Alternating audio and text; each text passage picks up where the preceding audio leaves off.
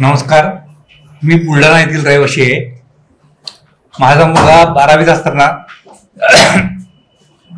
त्याला म्हणजे परीक्षा सुरू असताना त्याला हा आजार झालेला आहे.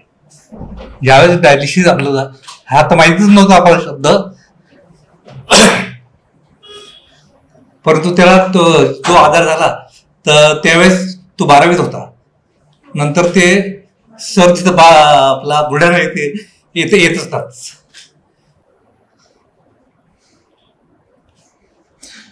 परंतु काय आहे की परिस्थिती जर खालावली असती की आपण काहीच करू शकत नाही.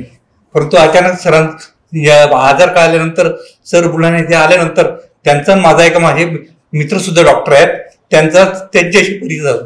तिथं त्यांच्या हॉस्पिटलला आल्यानंतर त्यांच्याशी सरांशी माझा कॉन्टॅक्ट झाला.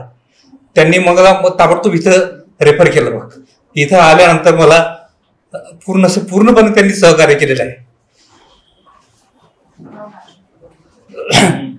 त्याच्यानंतर माझा मुलगा कंटिन्यू 10 महिने म्हणजे टेम्परेचर होतं त्याला. त्या आजारामध्ये तो अक्षरशः दसऱ्याच्या दिवशी आम्ही इतकं सिरियस झालो होतो की आम्ही पूर्ण फॅमिली रडायला लागलो होतो. परंतु त्या दिवशी सुद्धा सरांना एक फोन केला रात्री 11:30ला, सर इथं आले होते. त्या दिवशी त्यांची सरांची मीटिंग होती. परंतु त्या दिवशी त्याच्यानंतर सुद्धा मग आम्हाला म्हणजे प्रत्येक बाबतीत सहकार्य सरांनी जी मदत केली, गार्डन्स केलं, तर त्याच्या बाबतीत तर मी त्यांचे उपकार म्हणजे केव्हा विसरू शकत नाहीये. आणि आता सध्या अशी कंडिशन आहे की आता मी 10 लाख रुपये माझ्या मुलाचा आणि त्याच्या आईचा ब्लड ग्रुप वेगवेगळा आहे, त्याच्यामुळे खर्च पण भरपूर आहे. परंतु आता त्या परिस्थितीत सुद्धा त्यांनी मला चांगल्या प्रकारे गार्डन्स करून राहिले आणि माझी सर्व आता म्हणजे मीटिंग वगैरे झालेली आहे, सर्व काही झालेलं आहे. आणि आता ट्रान्सप्लांट करायची वेळ आलेली आहे आता. तर त्या आणि माझं म्हणजे सांगण्याचे दृष्टिकोन एवढा आहे की माझे जे मित्र आहेत डॉक्टर्स आहेत, आपलं प्रवीण नरवाडे म्हणून, ते माझे म्हणजे मुलासारखे आहेत. आणि त्यांच्या मार्गदर्शनात आणि सरांच्या मार्गदर्शनाखाली मी या हॉस्पिटलमध्ये आहे. आणि आता इथचा जो स्टॉफ आहे तो त्यांना मला सुरुवातीपासूनच त्यांनी मला खूप सहकार्य केलेलं आहे. आणि प्रत्येक आपले सागर सर झाले, सुभाष सर झाले, मयुरी मॅडम झाले, यांनी मला प्रत्येक वेळ आणि कोणतीही अडचण आली तरी माझं समाधान केलेलं आहे.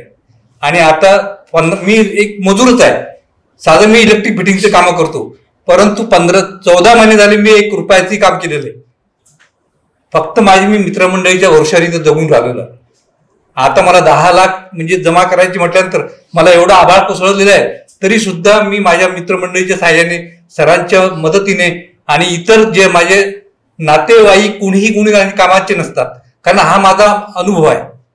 फक्त मित्रमंडळीच ते आपल्या कामात पडतात. म्हणून म्हणतो की आतापर्यंत जो प्रवास माझा गेला तर तो त्या प्रवासाच्या भरोश्यावर मी सांगतो की सरांचं जर मला गार्डन मिळालं नसतं किंवा मला मुलगा सुद्धा दिसला नसता आतापर्यंत, कारण इतकी परिस्थिती त्याची खराब होती. पण आता तो नॉर्मल आहे.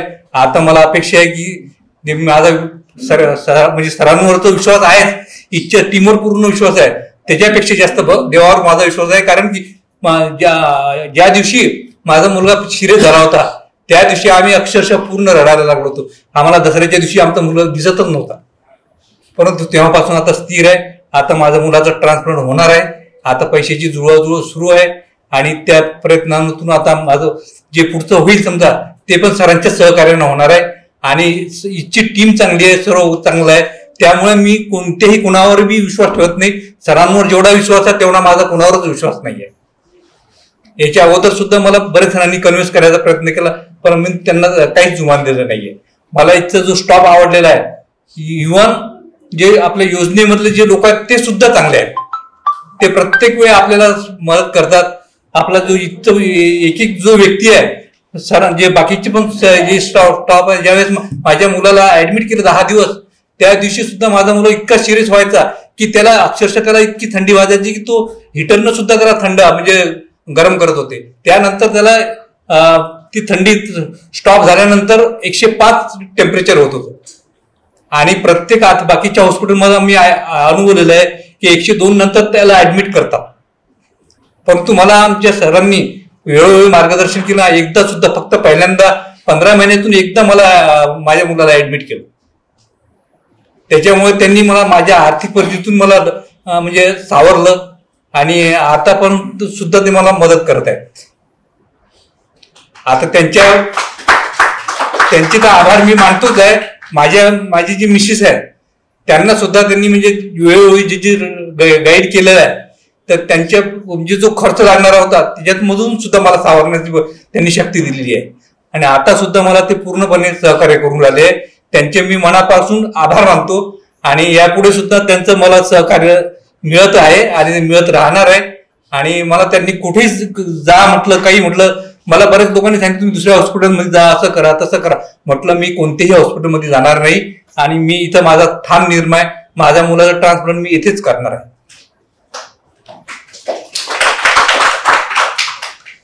आणि त्या पहिली आणि डायलिसिस मध्ये सुद्धा मला इतका अनुभव चांगला आलेला आहे की तिथं माझा मुलगा बरेच वेळ सिरियस झालेला आहे. तिथं सुद्धा डोंगरे यांना झाले. बाकीचा जो टेक्निशियन स्टाफ आहे तो सर्वात उत्तम आहे. कारण आता बाकीच्या ठिकाणी सुद्धा मी बघितलेलं आहे की ते एवढं लक्ष कोणीही घालत नाही. म्हणून इथच्या स्टाफ बद्दल किंवा हॉस्पिटल बद्दल कोणतीही नाराजी नाहीये आणि ते सतत असंच राहो हीच माझी सदिच्छा आहे. एवढं बोलून मी माझं मनोगत व्यक्त करतो.